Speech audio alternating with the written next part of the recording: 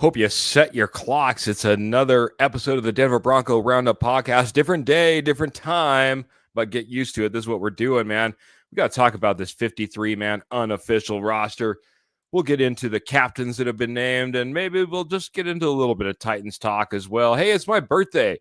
Come along for the ride. It's the Denver Bronco Roundup podcast starting right about now.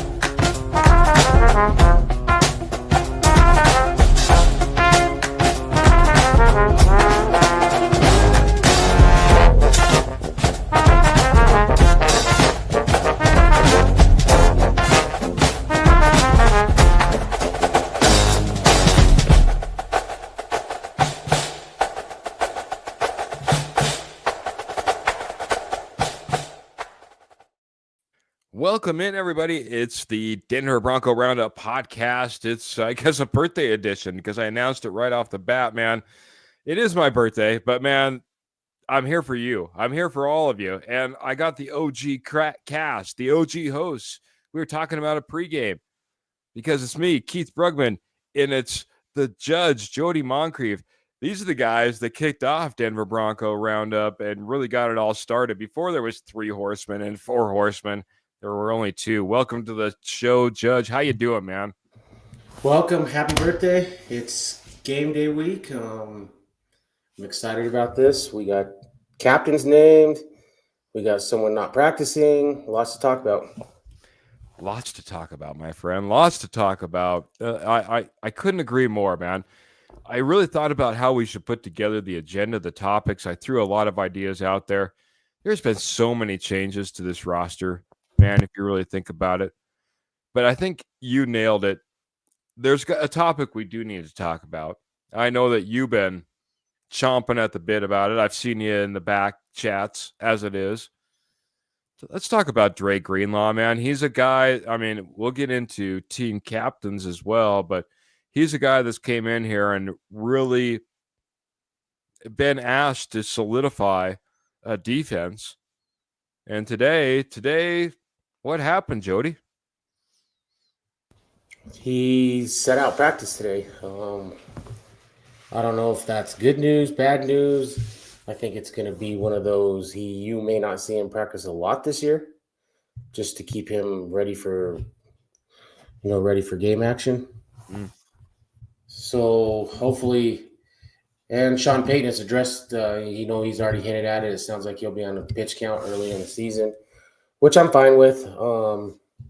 If that'll keep him around for 17 games, I like, well, not so much our middle linebacker depth, but I like the depth when we go to nickel and when we go to dime, which I think we will play a lot of.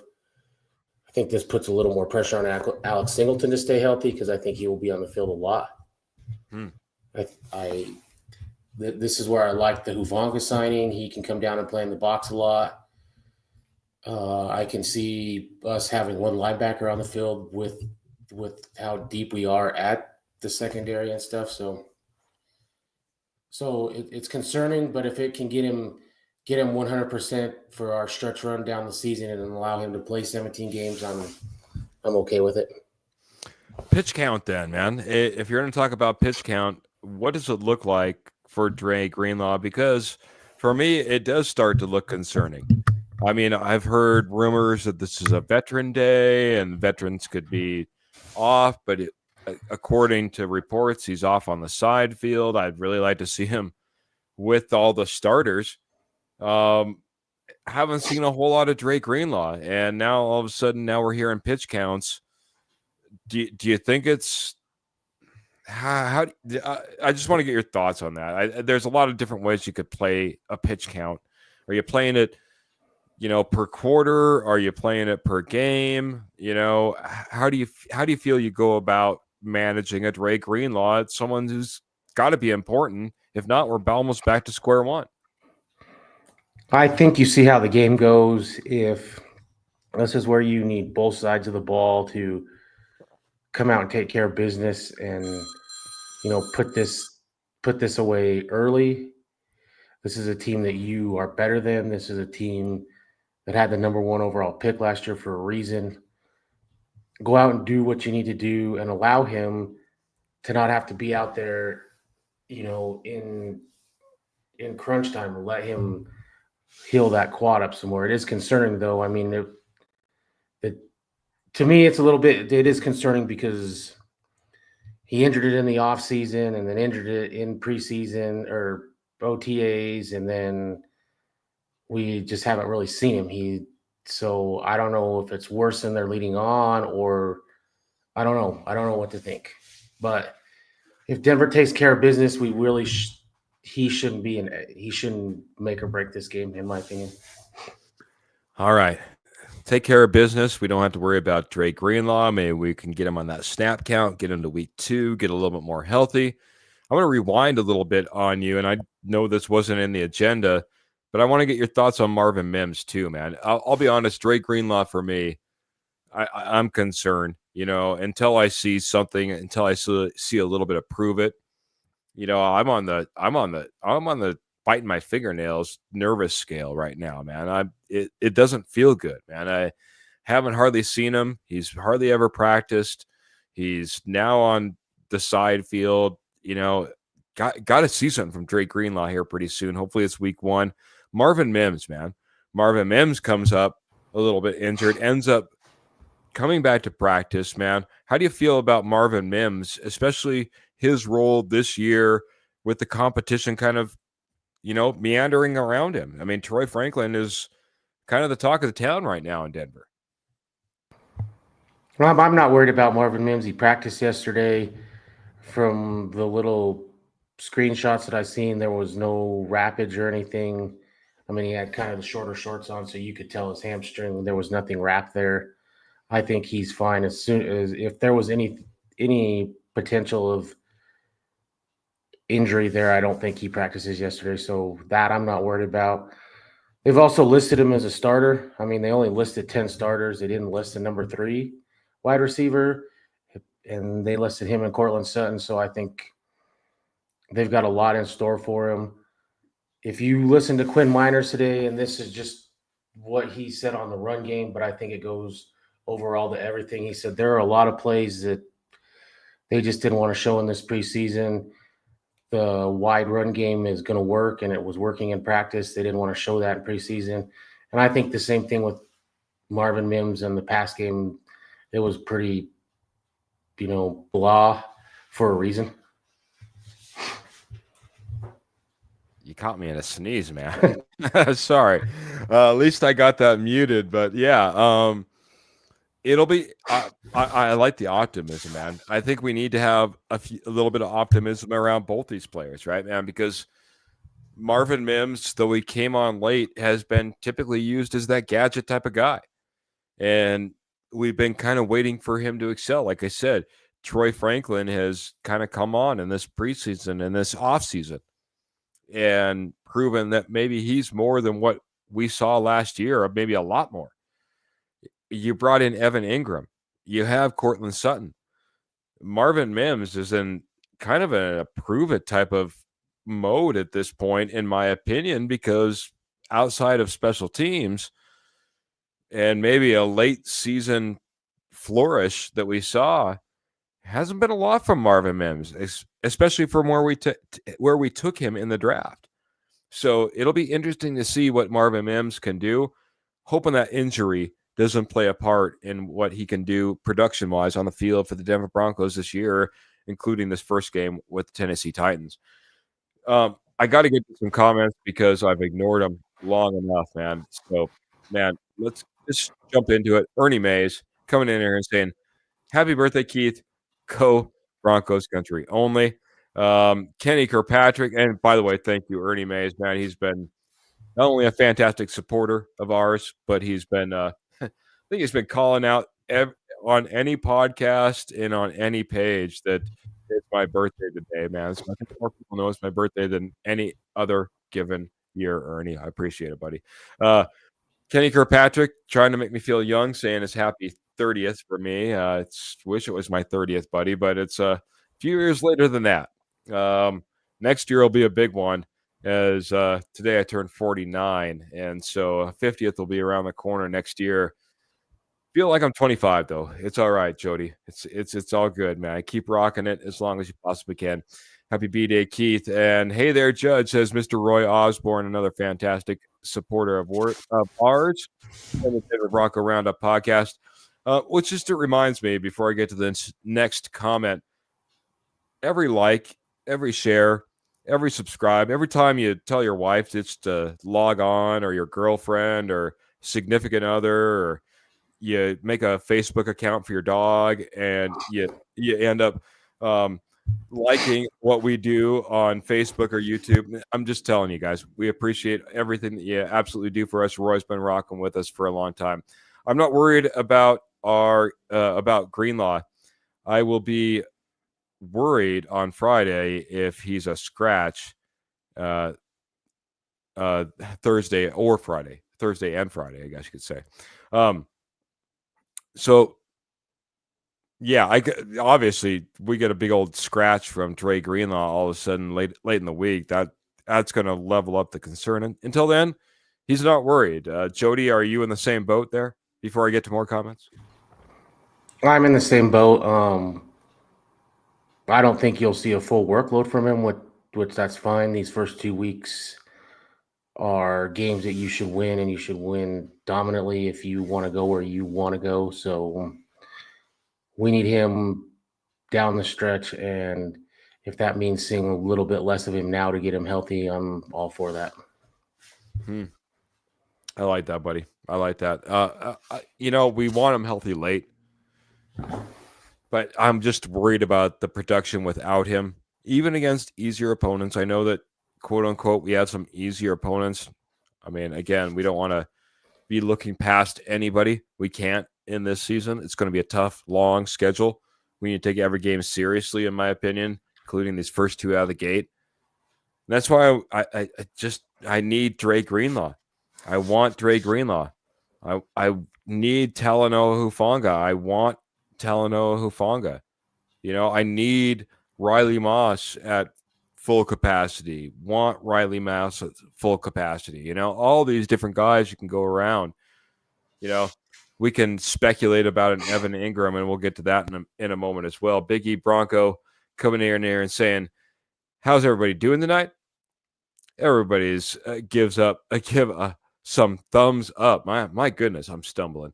Michael Ronquillo saying, "Happy birthday, Keith." He's also coming in here dropping stars, saying, "Good evening, Keith and Jody.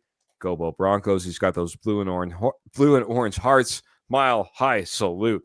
And we appreciate that very much, Michael. Michael is, well, the Ronk. He's one of the best, man. Absolutely one of the best, and has taken care of us for many, many months, and now I think years. Biggie Broncos is already weighing in. He says, you put this game away early, and then you let him rest and let the backups come in, but put up as much points up front as you can, as front as you can. See, he's not helping me at all. Up front as you can. That's ultimately, I think, the goal of any game. We would love to see it happen, and the Tennessee Titans do give you that option.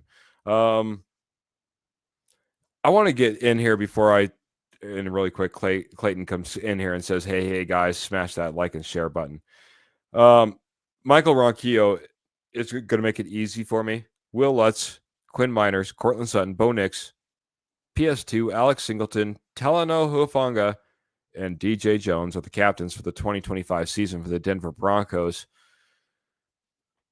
I want to ask you this, Jody. A, how do you feel about this list? B, how much does it matter? Take it away, my friend.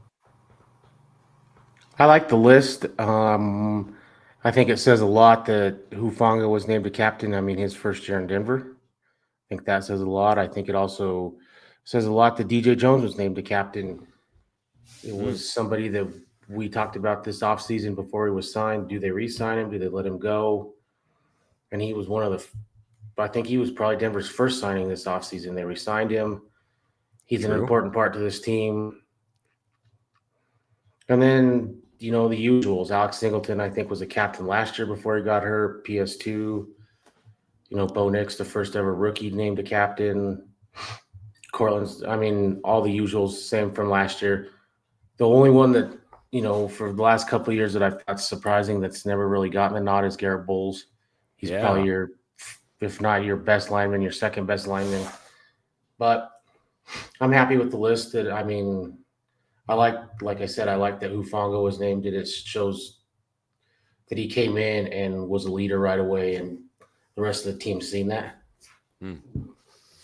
That obviously, I mean, that was the biggest surprise for me. Garrett Bowles, um, just a real community-oriented guy, a real team-oriented guy. I think he had opportunity to go someplace else, Jody, if he really wanted to for the money. He comes back to Denver. He's all in. He's football 100%. Um, so for me, Garrett Bowles being taken out of the mix was probably the biggest surprise. Could one of these other guys been substituted for Garrett Bowles? Possibly. Talanoa Hufanga is obviously the easy, kind of replacement piece that you could put in there, saying he kicked Garrett Bowles out and Talanoa Hufanga went in. But there is something to be said about the leadership that he brings, and you saw it in San Francisco, and I think you'll end up seeing here in Denver as well. So I don't discredit Hufanga being named a captain, but it is kind of a turning of the tide, a turning of the page, I guess you could say. Quinn Miners is going to be the representative on the offensive line now, and rightfully so. Quinn Miners, I think, deserves that respect and has earned that respect, and I like that nomination. But maybe Garrett Bowles gets back in there next year. Who knows? But Bowlesy, I think last year, I think he's also kind of the epitome of what you want as far as a culture is concerned. because wasn't last year Mike McGlinchey a captain? I think he was Yeah. a captain last year, Yep. and Yep. he was not this year. So I don't know how they necessarily pick him, but I think that's kind of a little bit telling that you're a captain one year and not the next. Yeah. Yeah. I will say that this is supposed to be team voted upon. You know what I mean? And that's how this comes to fruition. So I think that says something. It's not Sean Payton and George Payton saying this will be our captain, that'll be our captain. These are the guys that are voted upon their teammates. So that being said, these are the guys that they feel best represent who they are. And, the sportsmanship and the leadership and I hear, I don't know if it's the same, but you certainly heard the stories of the past of these captains really being the guys who keep the locker room in line, who are guys that are leaders that these guys, especially rookies, but any player can go to, when they have questions, when they have concerns, go to your team captain, see if you can get it figured out there. You know what I mean? And some team captains are really good about taking that leadership role and rolling with it. The one thing I'd say about the Denver Broncos is this culture, I think, is leveled up to a place where you're not looking for a select few to try to lead a huge pack. I think this pack is kind of all leading themselves, and it's just about trying to figure out who you really want out front. And these guys are maybe those guys, but I think we have a lot of dogs if you're talking about a pack that that these guys have been nominated out of. Oh, I agree. I think this team is very close. You could take McGlinchey, for example. I mean, I watched him the last preseason game. He was working with Frank Crum on the sideline during the game. working on footwork and hand placement and stuff. And that's a guy that's, ultimately trying to come after his job. So you have to be pretty secure with your talents and where you stand to want to help somebody get better that's coming after the same position as you. Yeah. You got to have that respect for a guy like that. I got to have respect for Phil though. Phil's in here. He's dropping 200 stars this evening, saying, "Good evening, Keith and Judge. Happy birthday to Keith. Thank you very much, man." I'll tell you what, man. I've had more birthday wishes, I think, this year than I've had in I don't know how long, man. Family has been great, but the posse, the DBR posse. I mean, really, thank you for all the love, man. It's much appreciated. It doesn't go unfelt. You guys are amazing, and I appreciate all the love. He says, I read that a writer on CBS Sports, he picked Harvey as Rookie of the Year. Wouldn't that be awesome? Well, Jody, I want to back up for a second because I've been an RJ Harvey fan, and I could go off right now. So I'm going to pass it over to you for just a second. I want to get your perspective on the possibility of RJ Harvey being Rookie of the Year, and then how awesome the awesomeness of all awesomeness is would be if he earned Rookie of the Year. I'll answer that backwards. I think if he wins Rookie of the Year, that means he's supplanted J.K. Dobbins, which means he's improved in pass protection, which is one of the main reasons I think J.K. Dobbins is here. 2, he's figured out that not everything has to be just try to outrun somebody to the outside. So if that happens, I think that makes this offense just that much better and gives us an element that we haven't had since probably Melvin Gordon. I mean, for all of Melvin, besides the fumbles, I mean, he was pretty dang good running back here. The likelihood of that, I don't know yet, because I just have this hunch that J.K. Dobbins has this little chip on his shoulder, and I expect some good things from J.K. Dobbins this year.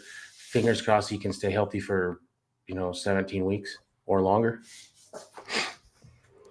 I like that, man. I didn't think about that, man. The chip on the shoulder, right?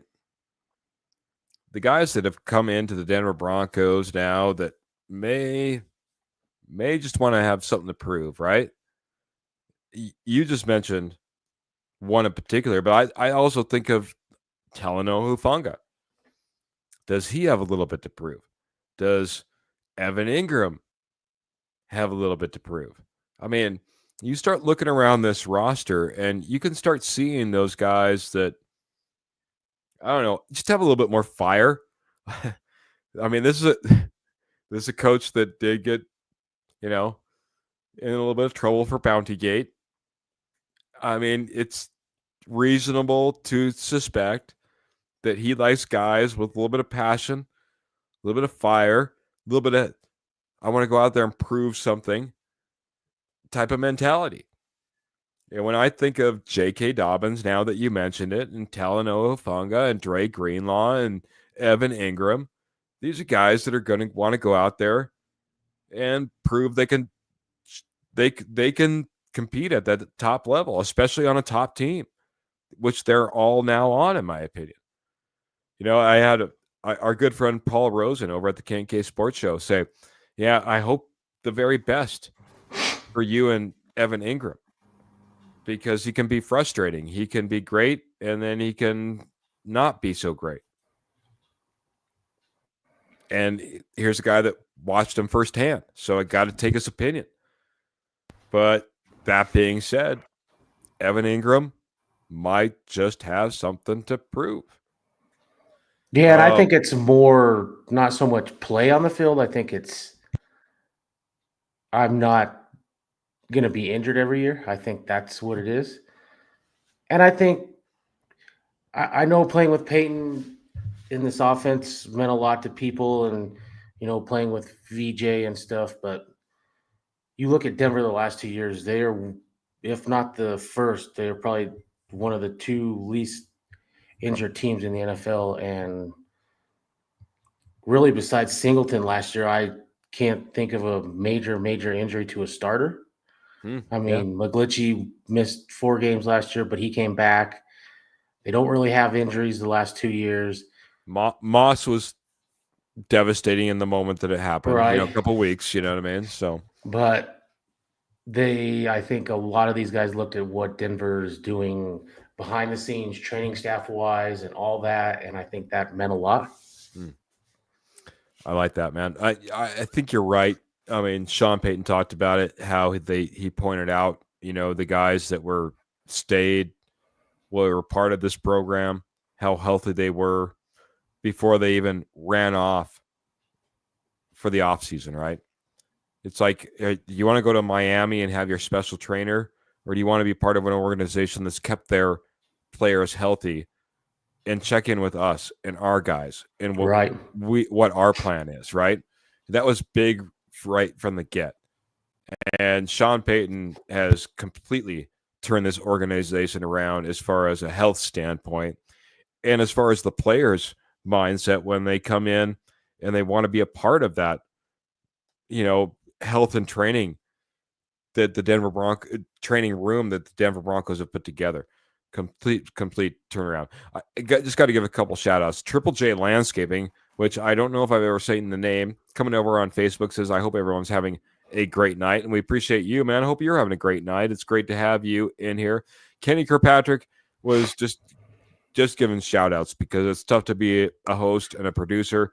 And I've looked all over the place. Clayton, I cannot see your stars. I'm taking Kenny's word right here. So just saying thank you guys for the stars. And we want to acknowledge everyone, especially if Keith's missing them. We need to hit a break here. And I think I'm going to hit it right now. And then I got to get into this 53-man roster and kind of the differences that we've seen over the years, Jody.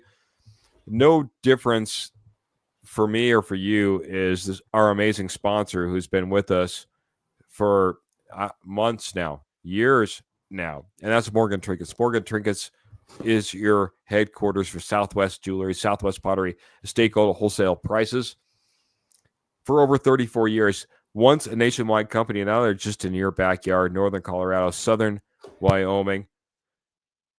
Yeah, that's right. I almost thought I had those mixed up. Northern Colorado, Southern Wyoming. They're out there. They're doing shows left, right, and otherwise, and they've had a few cancellations, but they're still rocking on, man. I'll tell you what, if you're out there at the Greeley Dog Show, they're going to be out there. I know they were at Red Feather just the other week, I think last weekend.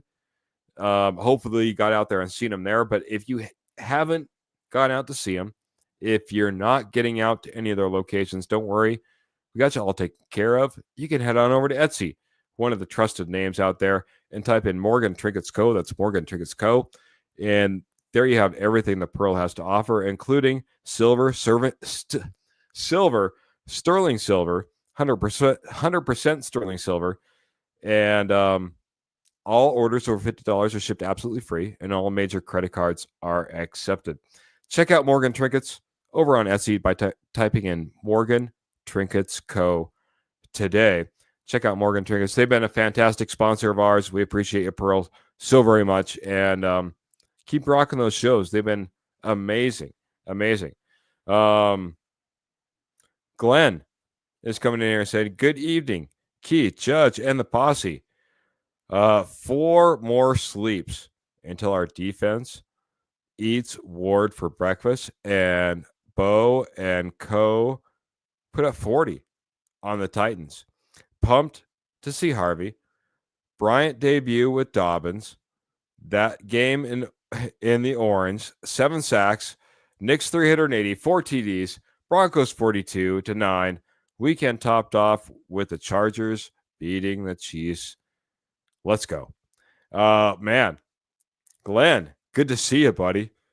And I'm excited about the excitement, man. I'm telling you what, man, on a Wednesday when we're not usually on here, good to see it, man. Good to see you, and good to see the excitement. Jody, what did you think about this unofficial 53-man roster that we saw debuted by the Denver Broncos. Anything stand out to you that we need to talk about right off the bat? No, I mean, well, there's a couple. They only listed 10 starters on offense. Who is going to be your number 3 wide receiver? Or my guess is who's going to be your number 1 tight end, because I think Evan Ingram, and I heard this today, when they do individual breakdowns and stuff, he's the only tight end that goes and works with wide receivers. I think he's going to be your wide receiver 2.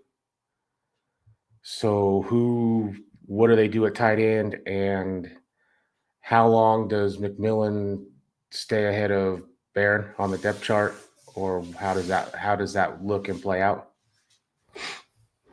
Well put. Jahdae Barron backing up both McMillan and the nickel, also backing up PS2 as well. Really feels like he's lurking in the background, man. Really feels like he's really chomping at the bit, ready to take over at any given point. You know, it makes me wonder, because this is going to be a very competitive secondary, in my opinion. Chris Abrams-Drain sneaking right up in there, being a backup as well. I think that's big, man. This defense is loaded on the back end, and I'm excited to see what Jahdae Barron could bring. Does Jahdae Barron take over for McMillan, in your opinion? I don't know about right away, but I think what it allows Denver to do, if you are having to keep Greenlaw on a pitch count, it allows Hufanga to come down. Barron he's played safety at Texas. He can kind of rover all over. It allows, you to move different guys around in the backfield to fill in different positions if you have to do that with Greenlaw. And I don't think really miss a step.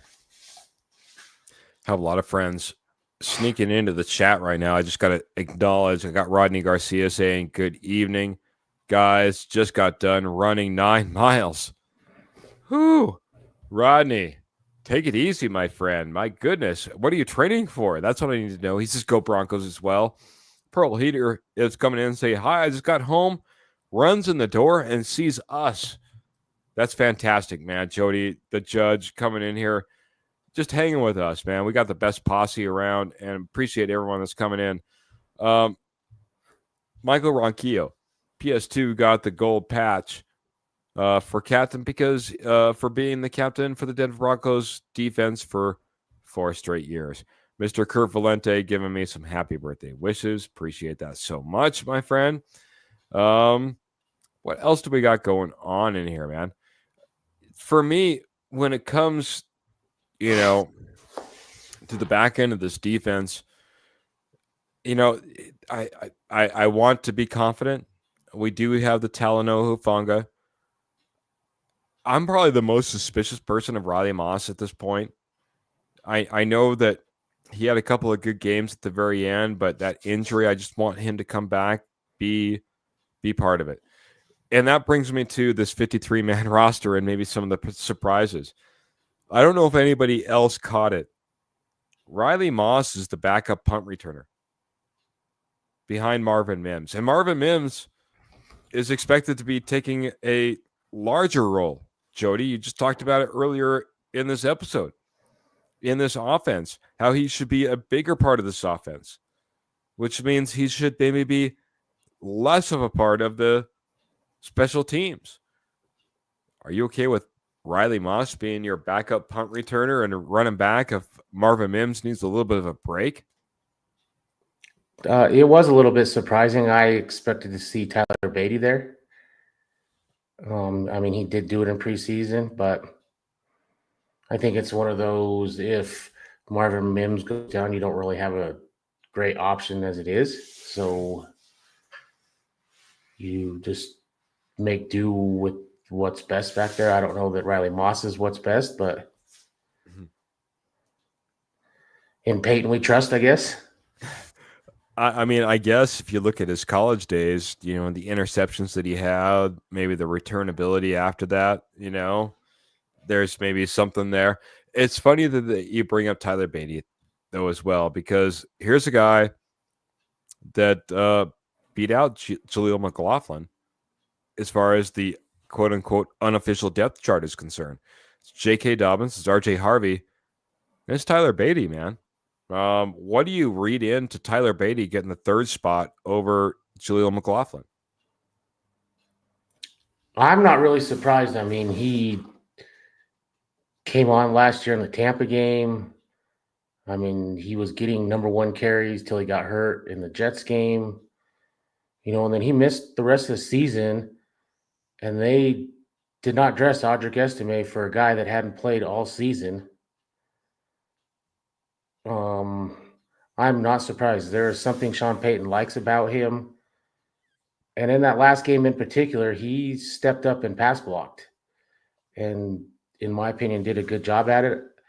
So he would be somebody that I wouldn't be surprised to see get a little more play than what some expect early on.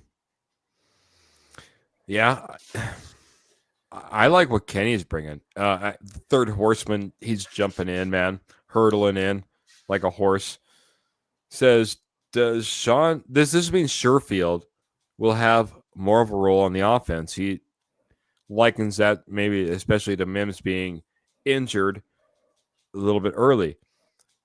What do you think about Trent Sherfield? Because, man, I think he was one of the more standout players that we saw in the preseason that as of lately has kind of went under the radar. Not a lot of people are talking about Trent Sherfield right now, but maybe a lot of people should be. Is that your opinion, or is he staying under the radar, I guess? I think he's staying under the radar. I hope that he settles in to his role on special teams. That's what he was brought here for. What I don't want to see is what we seen last year at running back, just random guys out there for no rhyme or reason. I think it's one of the reasons we got rid of Devon Bailey, because there are three guys in front of him that he, not counting something that he wants to get on the field, and Bailey made that hard to make that happen. You throw Sherfield in there, just not that he's probably not worthy of it. It just murkies the water, and I want to see some rhythm and some different things with these handful of players. Sutton, Ingram, Mims, Franklin, Bryant. Those are the guys I want to see making the plays, and that's what I want to see. And I don't want to, special plays that takes away from someone else, and that's where I think we can get into trouble getting too cute sometimes. That brings me to a question that hit me about an hour ago before we went live. And I think it's a great question. I don't know if I've asked it. I don't know if you've answered it, Judge, but I would love to get your answer on this one. Who's the leading receiver for this Denver Broncos team come the end of the season, whether that be a playoff run or what have you? There's a lot of nominees, and there's a lot of pressure taken off guys that have been here for a while. And there's a lot of expectations from guys that have just come in. So that's a big question of mine. I don't know if I have an answer today. I'd love your answer. I don't expect you to make a final ruling, Judge, but what would be your guess? I think that's a pretty easy question. I think it's Sutton. And I think the last preseason drive proved it. They weren't doing anything. And finally, I don't know if someone went to someone, but they said, we're driving down and we're scoring a touchdown, and Sutton, touchdown. So I think until somebody else steps up and some other things, he just has a comfort level with Sutton. And if it clicks like it did that last drive, I'm fine with him getting, Michael Thomas like attempts or pass attempts to him and catches and all that. If he ends the season with 1,900 yards and 120 catches or whatever, so be it. I mean, I'm fine with that. I'm going to go in order. Paul Schaefer, first time I recognized him. Probably not the first time he's dropped a comment, because you're at Posse, you're blowing it up. We appreciate you here on a Wednesday night. If you didn't know, we're We're Wednesday, Friday night, 7 p.m. and Monday, 7 a.m. podcasting network at this point. We got the Morning Juice at 7 a.m. and then the Denver Bronco Roundup, 7 p.m. Wednesday, 7 p.m. Friday. I should say 7 a.m. Monday. But Paul coming in. Franklin is going to go off this year. Rodney Garcia over on YouTube, as well as Paul coming in and saying Mims. Karen, good to see you, Karen. Love to see you. Didn't recognize you earlier, though. I threw your comment up on the screen saying Cortland Sutton. They're paying him. Dreamweaver over on the YouTube saying Pat Bryant, wide receiver. Michael Ronquillo giving us the Mile High salute. Thank you very much, Michael. I don't know if that's more stars or what's going on, but Kenny Kirkpatrick coming in saying Evan Ingram. Subtraction by division.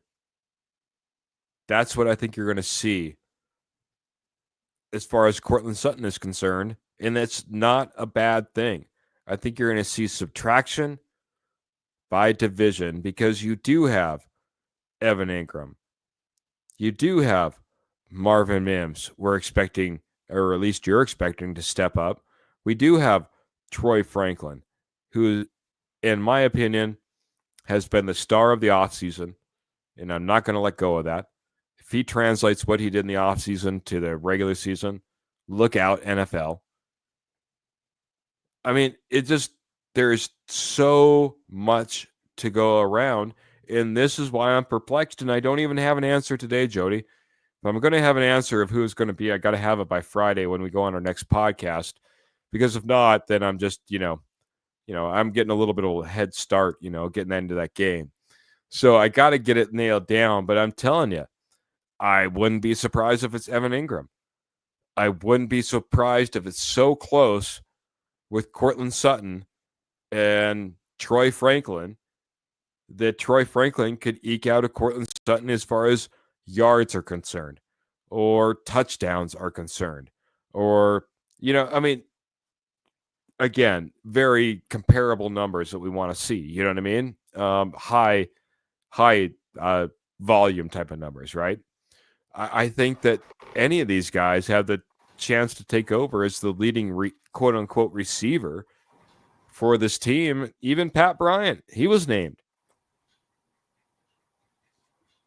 I think Evan Ingram, what he allows you to do is more of the short passing game. He opens up the middle of the field in the short passing game, which in turn will allow more deep shots. Because if you can throw to Evan Ingram across the middle and you can pick up 4, 5, 6 yards every play, at some point they're going to get up tight on him, and that's when I think Franklin and Mims, that's when you can go deep. So I think he opens that up, something that we didn't see last year. That's where a lot of the tricks and gimmicks came in, and I think he just opens up everything. I think he is so key to this offense of opening up, the short middle between 5 and 11 yards. I think he opens that up, and then that allows big shots. I think it allows everything. I think you're right. We haven't had a weapon at tight end in quite some time. That 5 to 7 yards, that over the middle type of target that Evan Ingram can be huge. I like the big body that Troy Franklin brings as well. He's going to bring it to the running game. I think that he's going to be able to bring it to the passing game. I don't think we saw it last year, Jody, because quite honestly, I think that Troy Franklin was trying to acclimate himself to the NFL. And, it's tough. It's not easy. I'm just glad that, as Sean Payton has pointed out, they have plans for this team and these players that go beyond just 1 year. 3-year type of plans for each one of these players and where their expectations are down the road. I think that Troy Franklin has kind of hit the fast forward button on his plan, and I really like what he's bringing to the table. Evan Ingram, if he stays healthy, The one thing that I was really surprised about is the amount of touchdowns that Evan Ingram has. You'd be surprised. Go look at that stat. Might not be as many as you think. But Evan Ingram over the middle and what he'll do to not only secure those catches and progress the ball down the field with Bo Nix, but also be able to open up Cortland Sutton, Bo Nix to Cortland Sutton. That will be big. Bo Nix to Marvin Mims. That will be big. Troy Franklin, even the running game, which I guess we got to get into as well a little bit.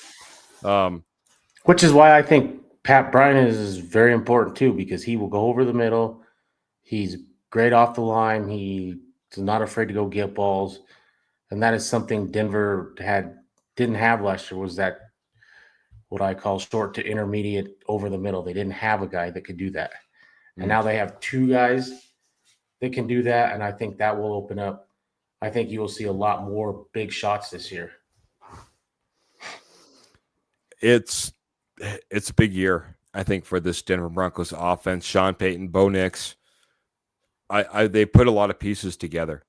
This offensive line is supposed to be one of the best out there. They are changing schemes a little bit as well. And I was trying to find the comment. It came in a little bit earlier. But, a lot has not been let out of the bag as of yet, Jody. This wide zone run game, you talked about it before we went on the air. I'd love for you to talk about it right now. What are the expectations? How good do you think this run game can be compared to last year? It's a whole new mix. I mean, J.K. Dobbins, RJ Harvey. That's completely different than where we were running last year, at least as far as 1 and 2 is concerned. So just talk about what you expect out of this wide zone run game. Well, if it's not better than last year, then we have some serious problems. Fair. I mean, towards the end of the season, your number one running back was Jaleel McLaughlin, and he's now number 4 on your depth chart. Sorry about that. So, I mean, they think that they've improved at the running back position. J.K. Dobbins is an NFL starter, and he's a good running back. He just has not been able to stay healthy for 17, 16 games, and that is why he is on team 3. I mean, I was surprised the Chargers didn't bring him back last year, to be honest. What he did there, I don't think they upgraded with Najee Harris. And this wide zone, it fits a lot of these, linemen. Garrett Bowles played that in college. He's very athletic. Mike McGlinchey ran this wide zone in San Francisco. Quinn Miners is, a top 2 guard in the NFL. He can do whatever. The one guy it does not fit is Ben Powers, and that's what I'm going to be interested to see how he adapts to this. And does Garrett Bowles have to sub back a little bit to help out? Does Wattenberg have to help out a little bit there? Those are going to be 2 things. And I think this is a good test for him. I mean, Simmons is one of the best defensive linemen in the NFL, and that's who they get week 1. So, yeah, he's no joke, and they're going to have to block him, and I think that's going to go a long way. So, but they've got running backs now. I mean, you don't even have to watch a lot of tape. You can go watch tape, and there are massive holes if Javonte Williams just slows down a little bit and takes one cut and goes. Mm-hmm. There were big holes last year that these running backs missed. And this also comes back to Peyton. You can't write on your clipboard, run the ball, and then not run the ball. That may have been funny or a joke, but you got to run the football this year. You can't be 70-30 run to pass or pass to run. Yeah, you and now Rodney have kind of pointed out the fact that it'll be interesting to see how Ben Powers, how this entire offensive line, in my opinion, kind of adapt to this wide zone run scheme. We haven't seen a lot of it in preseason, so that doesn't make me feel any better. I know they've been practicing it a lot up until this point, but they had to play it on the field, man. They had to play it against a real opponent. And when it comes to, if you want to point out a strength of the Tennessee Titans, it would probably be their defensive line, Jody. So, I mean, they're going to have a big test right off the bat if they're going to go ahead and knock this out of the park and get off on that, that big hot streak that everybody wants, or that hot out the gate. I don't know, whatever you want to say. And it's why I think you might see a little more Dobbins and Beatty, especially if RJ Harvey struggles right out of the bat. I don't think Peyton is going to want to just ditch the run game right away. And I think he will lean on some other guys. And I keep going back to Beatty. There's a reason he's here. There's a reason that he dressed in that playoff game. There's just something that he likes about him. And he proved to me he can pass block. I mean, he was blocking guys in that final preseason game, and that was pretty apparent. And they called it out on the live broadcast. Yeah. I mean, it was apparent too. I really wanted to see that Watson versus Beatty kind of matchup, and we did see a little bit of it. And when you did, it was apparent, you know what I mean, who could be the better, especially blocking running back in that situation, in Tyler Beatty. So you're right, he does bring a more well-rounded game to the field. It'll be interesting to see how Sean Payton does it. Jody, you're frustrated last year with the way that Sean Payton uses running backs. It'll be interesting to see how he does it against it this year. He has J.K. Dobbins, but you want to talk about a pitch count, that might be another guy that you might want to consider kind of putting on ice from time to time. You have RJ Harvey, but he's just a rookie out of UCF. How much can you expect to put on him, especially early on? You have Tyler Bidet, and that's your top three. That's what you're going to run out the tunnel with as of the unofficial depth chart right now. So, yeah, I think that he could be utilized more than we expect. But I still expect a pretty heavy dose of 1 and 2 until we're kind of proven otherwise as well. And I think early you might see him force it a little bit to try to get it going and lean on this defense, keep this game close. We are going to, one way or another, get this run game going. And then off of that, we can do other things. Rodney's hoping that RJ Harvey does better than Ashton Genty, which I think everyone was in love with, but obviously end up going to our rival in the Las Vegas Raiders. It'll be interesting to see the comparisons, because I see Michael Ronquillo talking to Marion Hampton, who's also in this division. Ashton Genty, obviously with the Raiders, Marion Hampton with the Chargers, RJ Harvey. We were sitting there. We had everybody but Ashton Genty at our disposal at that point. RJ Harvey ended up being our pick at number 60 overall. So, yeah, that'll be a competition I think that a lot of people will kind of keep track of in the back of their mind, how these three running backs do, all in the FC West. And I think he definitely has a plan for Harvey, because like you said, everybody but Genty was on the board. He could have taken, if he could add whatever running back he wanted. Mm-hmm. And he chose to wait and take him later on. And Johnny Barron, he's a great player, and I think he's going to be great here. But was it a need to go get a nickel corner? I don't think so. I mean, you've got one of the probably 5 to 10 best in the NFL right there. So was it a need? I don't know. So there's something that he sees there. So, and I think that's why Dobbins was brought in, because it allows for the long, this is a long game, not we need a 2,000-yard rusher from a rookie running back. I don't know. It's a weird point, man. We're right at the edge at the end of the show, Jody.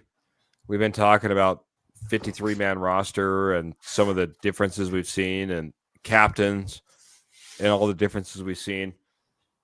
This is a kind of a wrap-up of the offseason for us, man. You said that you might be jumping on the Friday show. Be great to see you then. So if that's the case, we're going to hold all our thoughts and predictions as far as the Tennessee Titans are concerned, because that'll be our kind of our pregame show, everybody. Make sure to check us out 7 p.m. Mountain Standard Time on Friday. Me, Trevor, and it sounds like Jody will be there as well. But man, how do you want to wrap up tonight, man? This off season of additions and, well, some subtractions as well, man. And now a Denver Broncos team that's looking to conquer the 2025-2026 season. I think both Paytons did an amazing job in who they went and targeted. I think that they are leaning very heavily on their training staff and, all of that behind the scenes, because they did go out and get their 3 big offseason pickups are 3 guys that have been injured. And you can go back to Brandon Jones last year. He was injured, and he played 15 games last year, plus the playoff game. So I think he has a lot of trust in them. Hufanga has been healthy all offseason, which is great to see. I mean, he was an all-pro before his injury. Hopefully Greenlaw that's just minor right now, and they're just, babying it and playing the long-term game, which I'm fine with. This is an important game, because if you lose it, it sets you back. This is a game you have to win, but I don't think it's a game you need him in. So, yeah, everything about this offseason, we've stayed pretty much healthy. Singleton had the little thumb injury, which, I mean, he's gonna play, and that should be no problem. Sanders pulled another Sanders, I guess. We'll see how long he is. Atkins, they didn't put him on short-term IR, so he should be back within the first 4 games. This team is healthy. This team is ready, and I'm excited. Sean Payton is, pumped this team up, and it's now time to produce. Yeah, I like the way you ended, buddy, because that's kind of where I want to start. I think this team is pumped. It's ready. Sean Payton and what he's been able to do, even though Russell Wilson's dead money contract has been on the books, put this team together, change the culture, attract free agents, Drake Greenlaw, Talanoa Hufanga, Evan Ingram, just in this year, man. And he did it tough, man. We gave him flack for bringing in all the former Saints and trying to, make this the Broncos Saints or the Saints Broncos. But it was all about putting the culture together and making sure you knew the type of guys that were going to be in that locker room, what they exuded to every other player, especially the rookies that came in the door. And now, just a couple of years later, here we are, man, with high expectations, high hopes, and not unfounded or unrealistic. I think this Denver Broncos team has every given right to think that they can dominate this season, be a thorn in every single team's side in every single game, come down to the wire on every game if it's a competitive game, and take home a win. This is a team that's poised, and it's the time. And I can't wait for this season to get started. We're going to be talking a lot about the Titans come Friday, Jody, but it's been a fantastic offseason. I'm very, very happy with what Sean Payton, this organization, the Sean Penner Group, once again, by the way, a new green football field on the turf at Mile High. Just the way that this team has come around and the direction that we're heading, the positive upward projection that we can look forward to, not only this year but years to come, man. It's just a great thing. It's a great feeling. Yeah, I haven't been this excited in a long time. I want to see Bo Nix. I don't want that sophomore slump. I want to see him take the next step. They've went out and got him the weapons he needs. This defense, which was top 3 last year, got better in my opinion. Everything is there. I understand why people doubt this team. You got to win a playoff game first. I don't need none of that. If you're ready to go to the Super Bowl, go to the Super Bowl. You don't need win a playoff game and then we'll come back and win 2. And if you're ready, you're ready. Sean Payton's been there, done that. I think he proved his, and I've said this multiple times, he's proved his point that he can win with the 6th quarterback taken, in last year's draft. I think he was, for good, bad, or indifferent for this team, he was trying to stick it to other teams and different things, proving I can win with this quarterback. We don't have to run the ball, some different things. He proved his point. He's made his point, and I think this team will be balanced this year. And teams are not going to want to play Denver. What that equates to at the end of the year, I expect good things, but Denver's not a walkover anymore. And, we're still $35 million on Russ's cap hit still. So for what those guys have been able to put on the field is pretty amazing. And I'm excited to see where this team goes this year. Yeah. And Karen, I'm just going to surmise this, whatever the word is. She appreciates coming in here, listening to podcasts where it feels like they're real fans of the team. We are real fans of the team for a long time, Jody and I, and big time Broncos fans to the point that, well, like I said, go full circle here, my friend. The OGs, the guys who kicked off this Denver Bronco Roundup podcast, man, been rocking it now for a few years. And, but with that being, not to interrupt, but with that being said, we're also not going to sugarcoat stuff. If stuff's going wrong, we are going to call it out. So we don't want to be that podcast that everything is, always see it through blue and orange glasses. Yes. A little moment of honesty right here. I thought, because of an honest opinion, I can't even remember what it was, that Karen was no longer one of our posse members. I was crying a little tear there. But I'll be honest. I'll be honest. We'll be honest. Because you're right, Jody. We're not going to sugarcoat it. We'll be fans, but we can see through it as well. Got to give it up to a guy who's closing us out, Michael Ronquillo, 99 Facebook stars for our Zach Allen. Maybe he's just expecting Zach Allen to have a big day against the Tennessee Titans. I'm not sure, man, but Zach Allen is going to be a key to this defense, and we appreciate the 99 stars as well. Going to be a key, like Michael Ronquillo is a key to us in what we do over here at the Denver Bronco Roundup. Appreciate you guys a ton. Thanks for all the birthday wishes, man. I'm going to get us out of here, man. Happy birthday again. Oh, yeah. Thank you, my friend. No, I'm going to get us out of here, man. It's been another fantastic episode of the Denver Bronco Roundup. If you don't know, we're on Facebook, we're on YouTube, we're on Apple Podcasts, we're on Spotify. We're all new with our schedule. Make sure you're hitting that like, share, and most important, subscribe button so you don't miss us. We're Monday morning, 7 a.m. with the Morning Juice. We're Wednesday evening, 7 p.m., like right now, for the Denver Bronco Roundup, and we come back again on Friday. So, nice little rhythm that you got going on there. 7 p.m. on Friday as well, Denver Bronco Roundup. And don't forget, we're going to jump in as many times as we possibly can right after the game. Get a post-game reaction as well, man. Appreciate y'all. Y'all have been fantastic. We do got to run. Maybe I'll do some birthday celebrations with the family, but I appreciate my family, the posse, hanging out with me for over an hour now.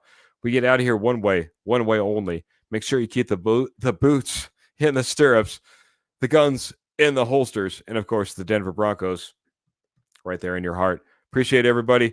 Until Friday, have a good night, everybody. Take care.